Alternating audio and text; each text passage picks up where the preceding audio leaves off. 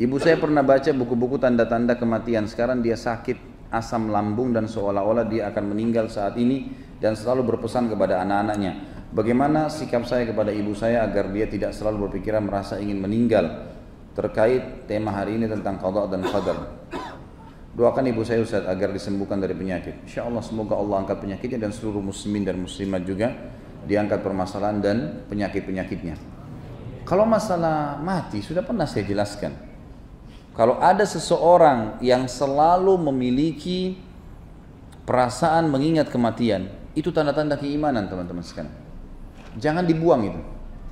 Karena untuk memunculkan perasaan akan mati, kemudian akhirnya terdongkrak untuk beribadah kepada Allah, itu adalah tanda-tanda keimanan. Karena kenapa banyak orang-orang yang berfoya-foya, orang yang berbuat maksiat, kenapa mereka berani melakukannya? Karena mereka tidak berpikir akan mati. Mati itu hanya akan datang kepada orang yang memiliki keimanan. Itu sudah satu hal yang positif. Nanti kalau saya mati bagaimana ya? Nanti akan begini. Itu selalu sampai sebagian ulama salaf menggali liang lahat di belakang rumah mereka untuk mengingat kematian.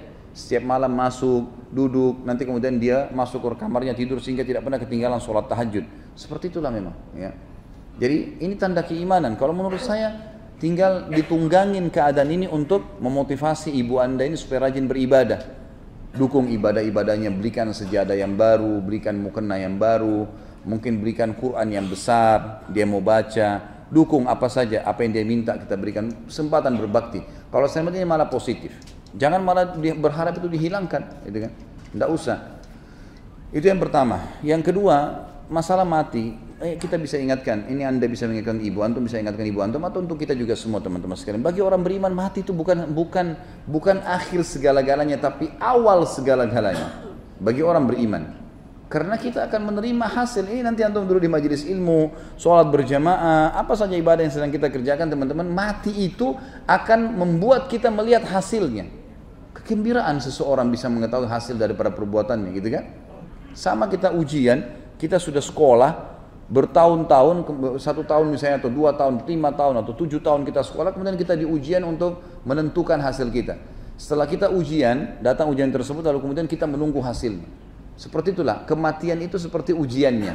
Kemudian dia akan melihat hasilnya.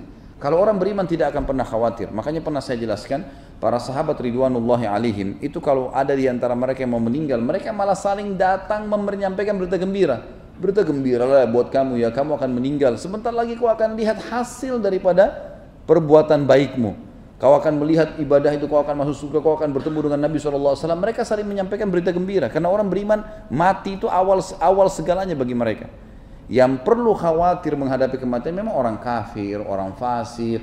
Karena memang jelas ujung-ujungnya dia akan masuk ke neraka, akan disiksa. Jadi bagi orang beriman tidak ada sesuatu yang perlu dikhawatirkan. Kalau misalnya ibu anda mengatakan, nak sebentar lagi mungkin kalau ibu mati, ibu berharap begini. Oh iya ibu, baik. Mudah-mudahan Allah berikan ibu umur panjang, kami masih sempat berbakti. Dan ibu mati itu sebenarnya bagi orang beriman hanya pindah alam kok. Ibu akan menuju ke kehidupan abadi. Mungkin ibu, mungkin saya, mungkin kakak, mungkin adik lebih dulu. Tapi insya Allah dengan tiket yang sama iman dan amal soleh kita akan ketemu di sana. Selesai. Selalu begitu motivasinya.